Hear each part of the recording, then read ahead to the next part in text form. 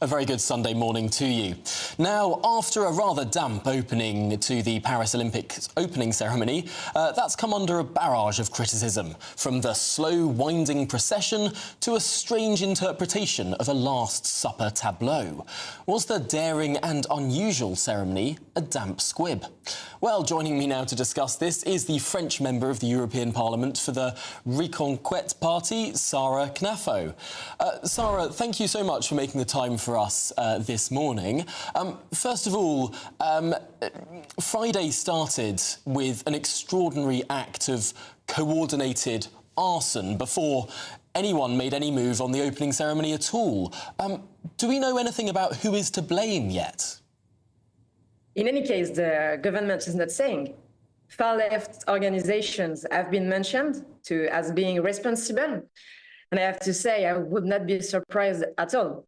It was Jean-Luc Mélenchon's friends who have threatened the Israeli delegation not to come to the Olympics, which is unacceptable. This attack shows how vulnerable the organization of the Olympics is, despite the billions of euros spent for the preparation and for security.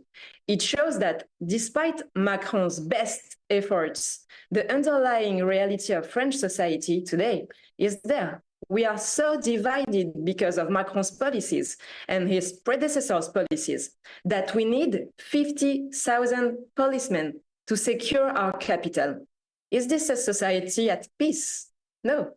It is the result of years of neglect of the core problem of our societies, including mass immigration. We live in a society that is negligent towards the guilty, the terrorists, the ultra-left, but intransigent with honest people. We've seen just how tough French government is on our media, and I think we will talk about it again. We will. We'll get to that in a little bit. But to the opening ceremony, it's, of course, caused quite a stir, quite an unusual opening ceremony. What did you make of it? I must say that I'm ashamed for my country. What a terrible spectacle we have given to the world.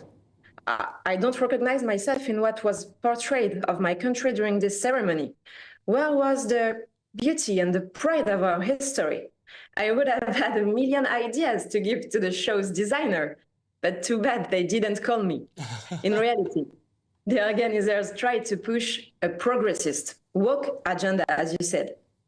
It was not a show, it was propaganda, and a very boring, bad taste propaganda.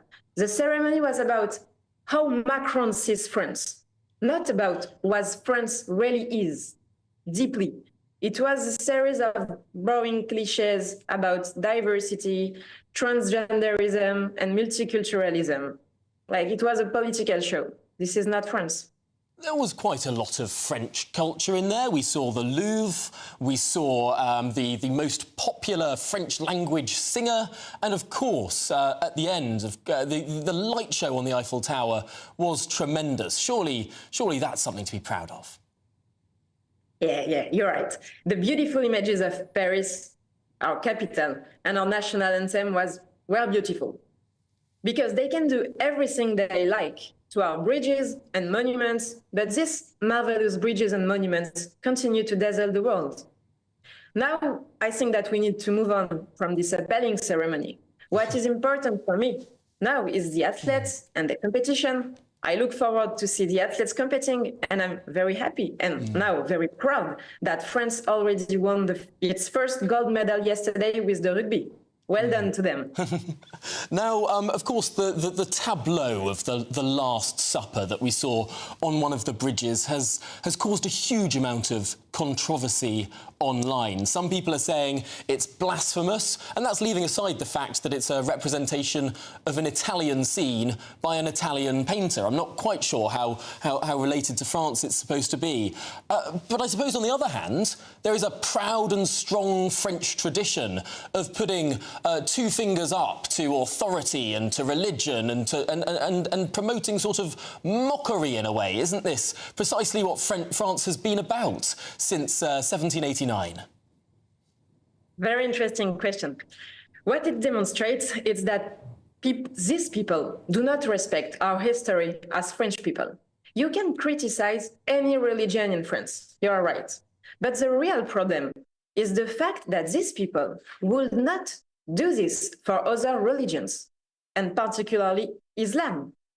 But they are ready to do everything to destroy and humiliate our Christian heritage. They know that with Christians, they risk nothing. Karl Marx is quoted as saying, "It's like slapping your grandmother in the face." This means that they are attacking an order they have already destroyed. When you are a rebel, you risk something.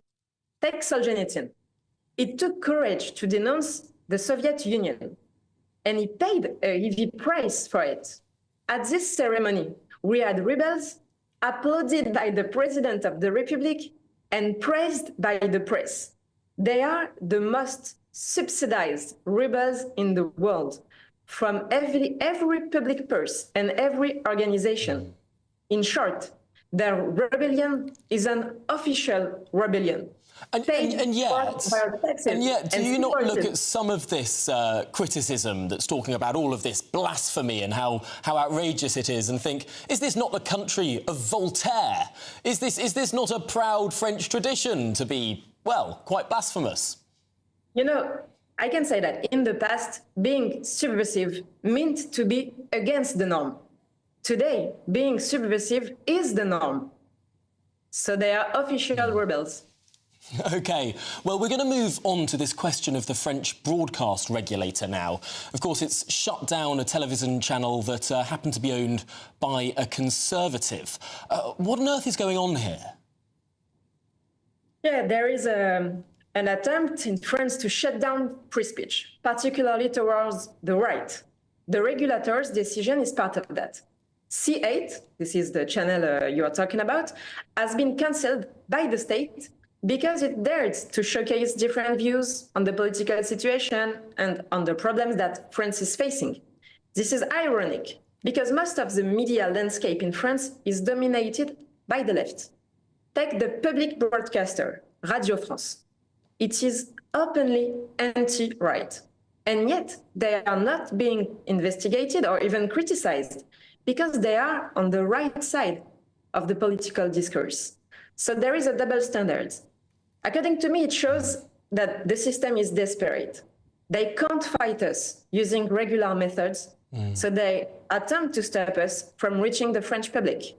They won't succeed. Yeah, the channel had already attracted, I think, 7.6 million euros in fines. This is for various breaches of broadcasting standards. They were accused of promoting fake news and not respecting pluralism, not hosting all sides of the debate. What do you say to that? They were accused by the same regulator. What do you mean? It is the same regulator that accused them for what you say, and the same one just cancelled the channel. So there is a circle. It's the same people.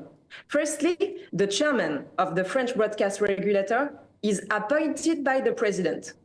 So you can imagine how independent it is.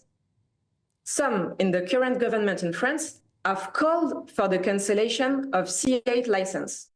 The regulator is supposed to be independent, but these people are part of the same group. They went to the same school. I know them. I went to the same school as them. They don't even need to coordinate. They share the same ideology, and they see channels like C8 as a threat. Like you, I think. This is fascinating because C8, as I'm told, hosted one of the most popular evening talk shows in France, which we can see on our screen right now. And now it's being taken off air. It does seem quite extraordinary. Should we, on this side of the channel, be worried about that?